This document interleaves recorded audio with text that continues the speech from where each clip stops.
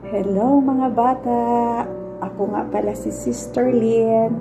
Nagtatrabaho dito sa Saudi Arabia bilang kasambahay. Kumusta na kayo? Sana nasa mabuti kayong kalagayan. Palagi po kayong mag-pray na gabayan kayo ni Lord sa araw-araw niyong buhay. I-provide kayo ng mga pangangailangan nyo, pagkain nyo sa araw-araw. At sana magpatuloy kayo kay Lord, maging faithful kayo, obedience na mga bata, para paglaki nyo, isasalin nyo rin ang inyong mga paniniwala at pananampalataya sa magiging mga anak nyo rin someday. Okay?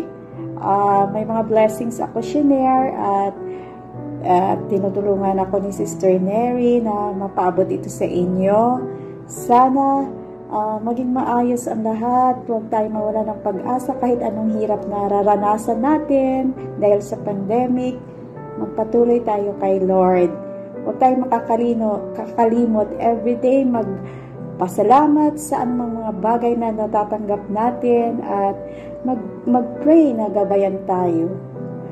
Till next time, marami pang blessing isi-share si Lord sa atin. Magpatuloy lang tayong faithful at obedient sa Kanya, hindi niya tayo pababayaan. For according to Scripture, according to the words of God, God will never leave us nor forsaken us.